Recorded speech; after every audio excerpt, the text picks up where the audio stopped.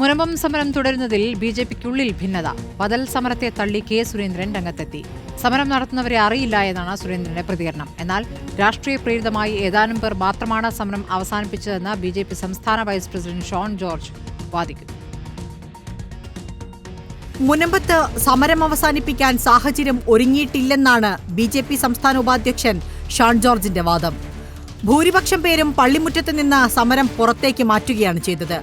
വിരലിലെണ്ണാവുന്നവർ മാത്രമാണ് സമരം അവസാനിപ്പിച്ച് പിന്മാറിയത്. സമരം തുടരുന്നവർക്ക് പിന്തുണ നൽകുമെന്നും ഷോൺ ജോർജ്. ഇത്ര ധൃതി പിടിച്ച് ഈ സമരം അവസാനിപ്പിച്ചതുകൊണ്ട് ആർക്കാണ് അതിന്റെ രാഷ്ട്രീയ ലാഭമെന്ന് മനസ്സിലാക്കാൻ കഴിയുന്നില്ല. അവിടെ സമരം അവസാനിച്ചിട്ടില്ല. സമരം പള്ളിമുറ്റത്ത് നിന്ന് പുറത്തേക്ക് മാറ്റി എന്നുള്ളത് അവർക്ക് നീതി ലഭിക്കുന്ന അവസാന നിമിഷം വരെ ഭാരതീയ ജനതാ പാർട്ടി അവർക്കൊപ്പം ഉണ്ടാവും.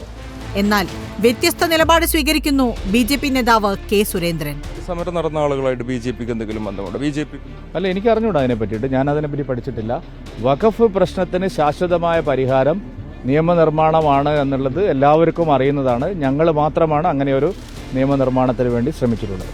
സമരലക്ഷ്യം സമ്പൂർണ്ണമായി നേടാതെ പള്ളിമുറ്റത്തെ സമരം അവസാനിപ്പിച്ചു എന്ന വിമർശനവുമായി ഒരു വിഭാഗം വൈദികരും രംഗത്തെത്തി.